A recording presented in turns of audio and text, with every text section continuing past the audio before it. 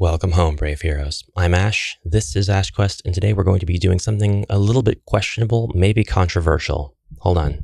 Even more controversial than 2 camera angles. You see, today we're going to be doing Temu. 7 items I got off of Temu. And these are all items. It's going to be very much a Will They HeroQuest video. I did specifically pick them out to try to shoehorn into my favorite tabletop dungeon crawling game of all time. But for some of you, this might be controversial because we all know Temu is pretty questionable. Who knows what kind of labor went into the making of these things, and they're so cheap. Either we are screwing somebody out who could have made the same product local to us, or these are exact copies of that, and it's kind of infringement anyway, or all of the above. There are some products that I have only seen on Temu. I got a couple of those today, but I got a couple of other things that arguably I could have gotten off of Temu or the better quality version. You do definitely get what you pay for. But with tabletop gaming components, there's a lot of folks, especially folks in my viewership, who check out things on AliExpress, who buy from Minis 3D, and this is kind of in the same ballpark, I feel, just my opinion.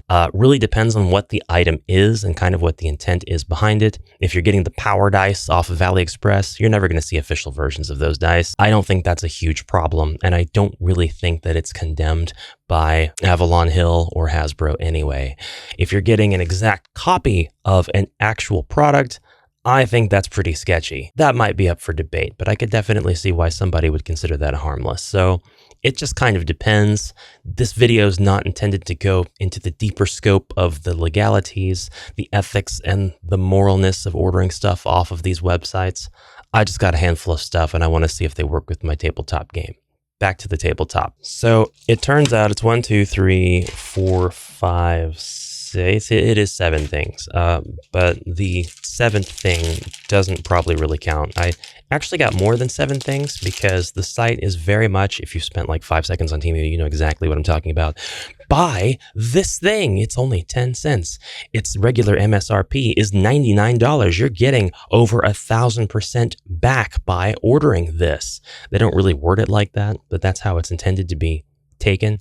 And then they're like, spin the wheel and see what kind of free stuff you get. And you're like, dude, I just want to add the 10-cent thing to my cart and see if there's anything else that can qualify for free shipping. And they're like, scratch the scratcher ticket. By the way, everybody's going to get the same deal for legal purposes. The scratcher ticket's not in. You're like, okay, I'm just going to hit the X and go back. Will you please go back? It's a mess. Anyway, I ordered a couple things and it was like, you need to have 25 or 30 bucks to get free shipping. And I was like, okay, fine. What else can I get? Search. This is what I ended up with. You're welcome for the story. These are Elden Ring stickers. I just talked about bootlegs. I'm certain all of these are unauthorized fan art. They're not really good quality. The art itself is okay. Nothing stands out here as like something I absolutely have to have. Nothing here is anything that I would pay any sort of amount of money for at a convention. I mean, even the one that really matters the most to me, which is this one, the Elden Ring logo,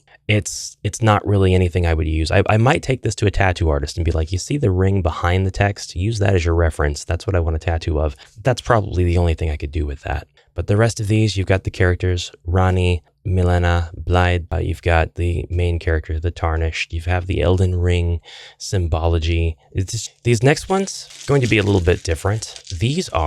There's a lot of stuff in here, actually. Give me a second. You might have seen these. These are 16 millimeter, but they are Magic the Gathering token dice. Magic the Gathering token dice. So whenever you spawn a token playing Magic the Gathering, it's usually got something like, spawn a +1/+1 or a +3/+3.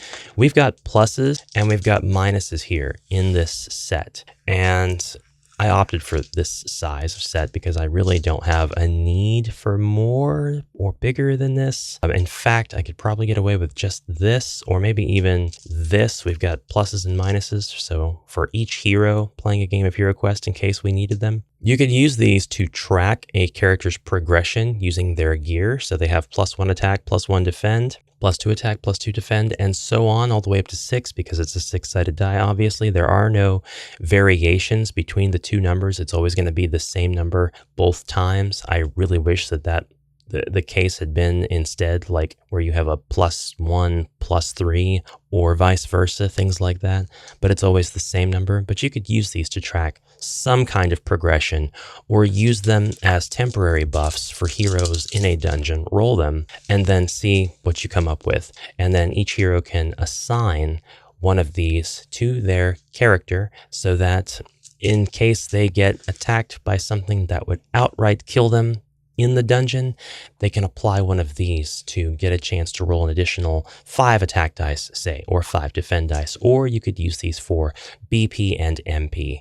These can represent the buffs that different artifacts give you. The +5, +5, +1, +1, they can be as vague as you need them to be, and you don't have to use these for heroes. You can use them for monsters instead. So we've got a host of goblins that appear here in the center room, and then the barbarian enters. One of them's got to be the boss, right? It's a random dungeon. It's time for an infinity dungeon situation. So you've got 5 goblins. Maybe you rolled up 5 goblins on another table. This is how you roll the boss goblin's buffs. And he's going to have +5 body points, +5 mind points. He's going to be a little bit tougher to take down than the other goblins. Notice I didn't say +5 attack dice, +5 defense dice. That would make that goblin a godlin. And you don't just have the pluses, you've also got the minuses. These attractive dice give you -1s through -6s for your character of choice. Now again, don't know why exactly you might want to use them. Maybe you can roll both of these at the same time in combat, and you can compare the differences. So you've got a +2 and a -4. That means the one rolling the white die is going to have a -2. Net -2. That's what that roll means. You can use this in a sort of combat determining way, but exactly how, I will let you decide. Those are the Magic the Gathering token dice. Next up, these are going to be really small. Really small. They're a set of what appear to be steel dice. They're little Dungeons and Dragons dice. They're so small. You've got all of your common sizes. You've got a 20-sided die right here, which we can roll, and we got an 11 or 2 ones, depending on how you look at it. We've got our 8-sider, we've got our 10-sider, our 4-sider, 6, and another 12-sider and another 8-sided dice, or I'm sorry, this is a 10-sided dice, which lists things off in tens for readability. It goes from 0 to 90. So having the dice be this size is just perhaps a convenience, perhaps a novelty. I don't know how weighted or fair or balanced they are. I'm sure that you could roll them and get any result on any of the faces just fine. But using them for a game like HeroQuest, well, you could absolutely take these and make them parts of the scenery. You could put these on tables. You could have heroes carry them around and roll them in little tiny mini micro games of chance within the game. You could have heroes rolling these. Perhaps you could have them roll them on tables, and you'd have like an orc behind the table who's like the dungeon master. He says, roll 6-sided dice on table and see what door leave out of. And then you roll, and it's 2. So then door number 2 opens, where the orc is like, 2 is too small, you jump in pit instead. And then the events that your character in the game plays out are the events that your character plays out in the game. That made a lot of sense. Good job on that. I've seen some attempts at this before. I've seen where players have a sort of D&D session in HeroQuest with their characters, and through some sort of voodoo-like event, those characters are doing the same thing that their characters are doing. They're your character's characters. That was like $2 for the steel Temu set, but it would be remiss of me not to mention that you can get these kinds of dice off of chessx.com. These are known as mini hedrals, and you can get them in a wide variety of colors. It's just that they're probably not going to be metal. You'll have to let me know if you do find metal dice on here. Moving on, we have magnets. These are the tiniest magnets I could get, and I absolutely had to have these, regardless of whatever else I got on Temu, because I really wanted these tiny magnets, because I want to be able to take weapons and armor and glue magnets to them and have that be the way that I attach weapons and armor to different miniatures. I don't have a specific plan for these. I just know that I want to do that at some point in the future. I'm going to make sure I have a drill bit so that I can countersink the tiniest little indents into my miniatures. And then I can take different weapons that I have cut off or printed or bought separately and not even have to kit bash. I can just blink, magnetize it to the miniature. Any tips for me on how to do this? I would greatly appreciate. So far, I'm just thinking, make sure I've got the polarity right and super glue the magnets onto the miniature and piece of equipment. But this could be taken further. You could actually kit bash entire heroes together by replacing their heads, their limbs, poses, different arms, different capes, whatever the case may be, perhaps even different bases. And this isn't a lot of magnets, but it'll do for now while I'm trying to figure out what it is I even want to do, because I actually don't want to take apart my classic mercenaries and men-at-arms in HeroQuest. I don't want to take apart my classic Space Marines in Space Crusade. So I'm a little bit still in the let's experiment with something else zone and see what sticks. We're almost out of the realm of dice, but not before I show you something I've actually always wanted, which is not a full complement of D&D dice, but the extended version.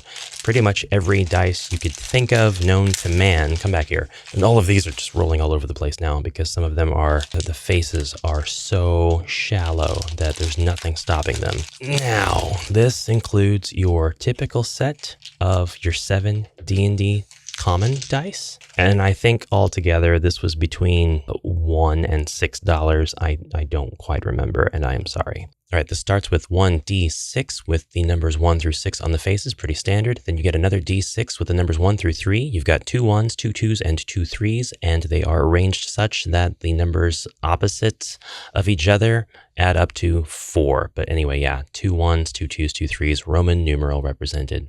Really cool. Next up, a D5. I've never seen one of these before. Really interesting how they arranged the numbers on this die. You've got 3 triangle faces, and then you've got the front and back of that triangle for your 5 total sides, and they don't all appear in the same way. Some appear on pointed sides because the base is flat, and some appear on flat sides because the opposite side is a flat base as well. Probably over-explaining this. It's a D5. Next up is a D8. The thing that sets this apart from other D8s is the rounded corners. I've never seen one like this. Otherwise, it is bog standard. Really cool, though. Okay, next up is this D7. I had no idea this was geometrically possible, but I guess anything is possible. Check out the way this thing rolls. It is the topmost number on the die, not necessarily going to be on a face centered, but the topmost one being displayed, that is the result. And I mean, just like with any die, but this is pretty unconventional. Really cool. Didn't know that this existed. A D12, normal, boring, moving on. Next up is a D4. I've seen this done a couple of different ways. This one's pretty cool. Then we have a couple of D10s, the 0 through 9 and the 00 through 90. We have a D12. We have a D16, if you can believe it. Then we have our 20-sided die, our typical D20, a D24, if you can believe it. That's pretty cool. Could represent hours. This is seems to be a D50, but it actually goes up. There's 60 sides on this guy, a D60 of all things. And then finally, this Mama Muda of all, the D100. These 2 dice don't like to stay still. It takes them a while to roll and land on a result. We got a 42. That's a good answer to life, the universe, and everything. Okay, and let's see what my D100 roll is for today. How good of a day am I going to have today? Off the table it goes because my table's not centered. Yeah, there's no getting a result with this. You need to make sure you are on very level ground or have another way to stop it. That's a 75. I'll take it. I'll take a 75. Practical uses for this? I don't know, man. The set of 7 dice that you get for a typical game of D&D, I mean, they've lasted. Through the decades, they've lasted. You could absolutely have more dice for your game. I don't see why that would be a problem at all. Perhaps you could use the D100 to determine to the gold piece exactly how much gold you found in that last chest. We've got 2 more things to go through. This is the Rune Oracle deck, ages 14 years. I don't quite know if there are better versions of this specific deck and its design, but there are a lot of Rune Oracle decks out there. This one teaches you the 3 rune layout, which is something akin to tarot. 3 rune layout is a simple cast that's ideal for beginners. With this cast, you should randomly select 3 runes and place them on the table in front of you. Rune 1 should be on the right, Rune 2 in the middle, and Rune 3 on the left hand side. And Rune 1 represents the overview or your situation or query. Rune 2 represents a challenge. Rune 3 represents a possible course of action that could be taken. I did get this for more of the Rune Oracle aspect, but this is something that could provide you with a bit of inspiration for your games as well. You don't have to have this specific deck of cards. You can make your own deck of cards with the following in mind. Your overall situation here goes on the right. This could be the quest that you need to undertake. The challenge in the middle represents the actual objective of the quest that you need to undertake, the thing that's going to solve the quest's problem. And on the right, the possible course of action represents how you are going to do this. You might have thought I was going to say the reward for the quest, but no. These three things can drastically change the way a quest is played. So let's see what my oracle is for the day, and I'll translate this into something more HeroQuest related. Hagalaz. Wrath of nature, destructive, uncontrolled forces, especially the weather, or within the unconscious, tempering, testing, trial. Accurate. The challenge that I have is Algis, protection, a shield, the protective urge to shelter oneself or others, defense, warding off of evil, shield, guardian, connection with the gods, awakening higher life. I will accept that challenge, and I'll go into Rune 3. This is a possible course of action that could be taken. Rus, physical strength and speed, untamed potential, a time of great energy and health, freedom, energy, action, courage, strength, tenacity, understanding, and wisdom. All right, so basically this is saying things are getting really tough. Man up. No, you can definitely take this and interpret it in different ways. But let's change this to be a little bit more themed to the game. You could take this one and you could really easily gamify it, especially with the mention of weather and there being a weatherman character in classic HeroQuest or a storm mage. That's what's going on. The storm mage is out of control again, or there's another one who has controlled the forces of chaos in such a way that they understand how to manipulate the weather, and you've got to go stop this character. The challenge is to get through the shield. You can interpret this in different ways. Again, this is just one possible take. There is a shield that protects this particular character. You've got to break through it, and you've got to do this by just brute forcing this quest. Physical strength and speed. So in this quest, I'm starting the heroes off as far away from the objective room as possible. They are going to enter the board and they are going to have to get through the maximum number of enemies in order to reach the end room and break through the shield and defeat the weather manipulation character. Let's do this one more time just with the game in mind. Gebo. I could be saying this wrong, could be butchering, could be Jibo, could be some other pronunciation. Gifts, both in the sense of sacrifice and of generosity, indicating balance. All matters in relation to exchanges, including contracts, personal relationships, and partnerships. So this is the quest. So there is a hold, a keep, and it has been questionably infiltrated, perhaps by one of the king's own men. Perhaps there are traitors in the midst. They are in here going through the keep, the treasury of the kingdom. There are a lot of other things kept in here as well, such as accords and contracts, documents that races and other kingdoms have signed in order to maintain peace, and it is crucial that these be kept safe. So, what's the challenge? Ewaz. Transportation may represent a horse, car, plane, boat, or other vehicle. Movement and change for the better.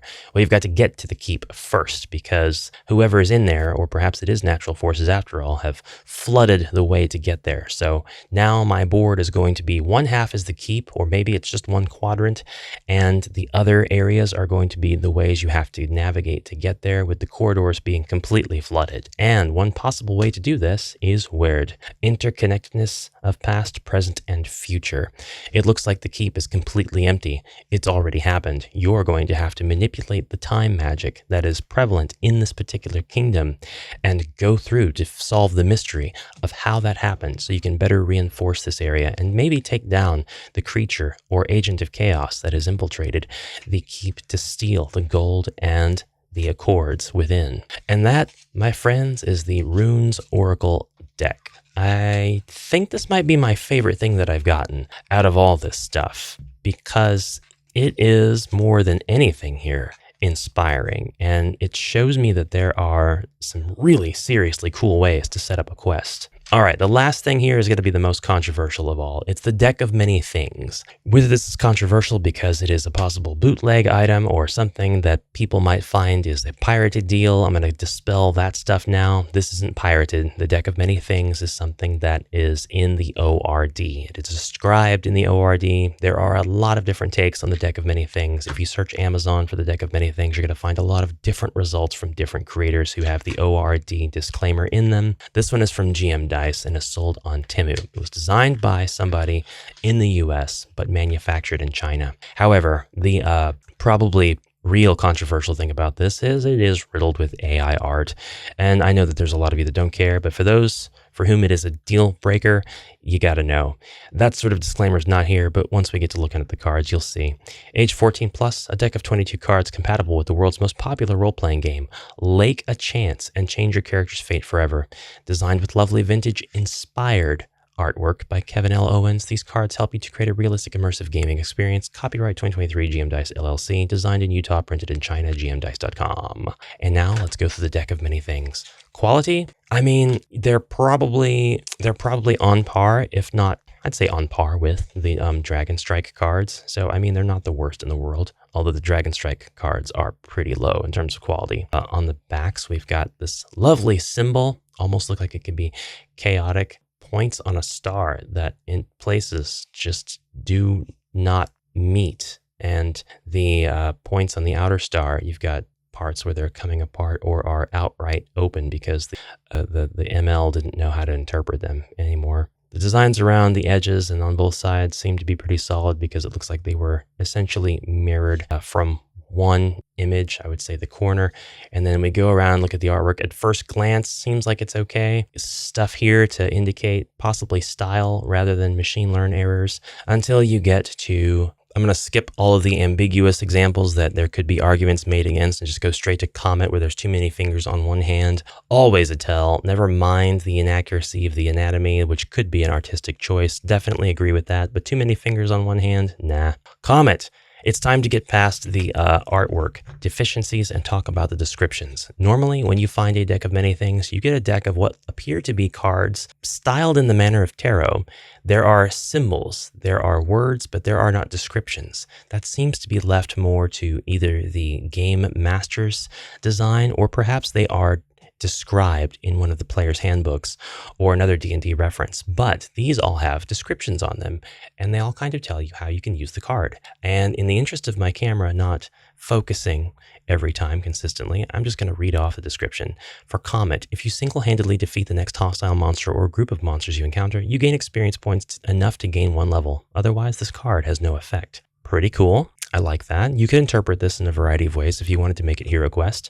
Jester. You gain 10,000 XP, or you can draw 2 additional cards beyond your declared draws. Something I didn't really point out is the deck of many things is kind of a deck that grants wishes. There are a lot of fantastical things on here that this deck does for your character, both good and terrible. Gem, for example, 25 pieces of jewelry worth 2,000 G each, or 50 gems worth 1,000 G each appear at your feet. But then you get stuff like flames. A powerful devil becomes your enemy. The devil seeks your ruin and plagues your life, savoring your suffering before attempting to slay you. This enmity lasts until either you or the devil dies. So this could be like a character that appears in every quest and only targets the single hero who has enmity with this devil, who has drawn this card, who drew this card, who has drawed. Has drawn? Yes, that was it, Ash. Uriel. This card's Medusa-like visage curses you. You take a -2 penalty on saving throws while cursed in this way. Only a god or the magic of the fates cards can end this curse. Saving throws in HeroQuest don't really exist,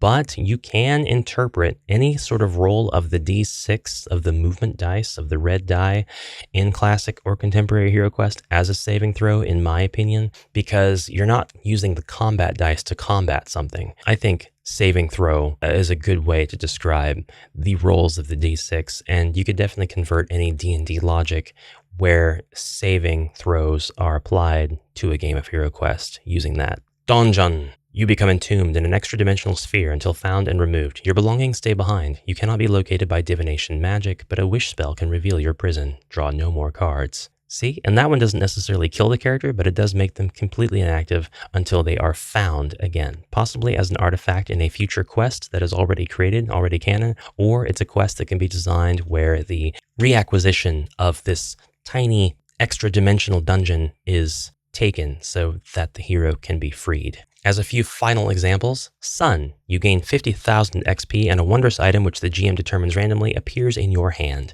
Idiot. Permanently reduce your intelligence by 1d4 plus 1 to a minimum score of 1. You can draw 1 additional card beyond your declared draws. Absolutely catastrophic if the wizard pulls this. Fool. Lose 10,000 XP, discard this card and draw again, counting both draws as one of your declared draws. If losing that much XP would cause you to lose a level, lose enough XP to keep your level instead. I like this one very much. It very much translates to HeroQuest. Knight. Gain the service of a 4th level fighter of the same race as you who appears within 30 feet of you. The fighter serves you loyally until death, believing the fates have drawn him or her to you. You control this character. Easily done. You can use a mercenary or men-at-arms miniature.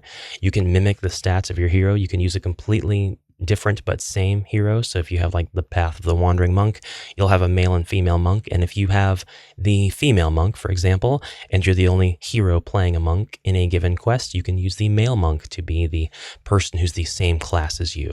This character has all of your abilities, has all the exact same everything, stats, maybe not equipment, but all of your prowess. So you control basically 2 monks now per quest, and this monk is in service to you. Who is to say that the monk doesn't go away if your main or original monk falls in battle?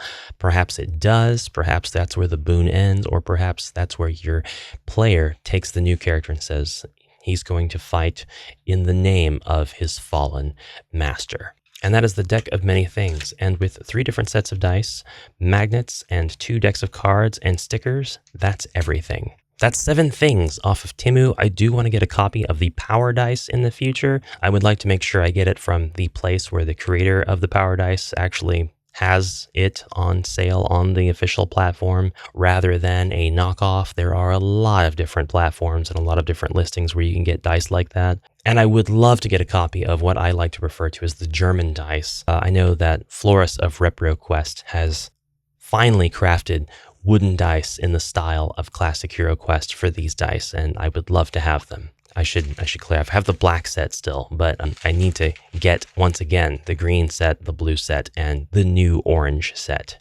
And anyway, brave heroes, I hope you enjoyed this video. Comment anything you'd like down below. What was your favorite thing? What would you like to see me get off of Temu or AliExpress or any of those other platforms if you would like to see a video like this again? Until next time, have a great rest of your day, and bye for now.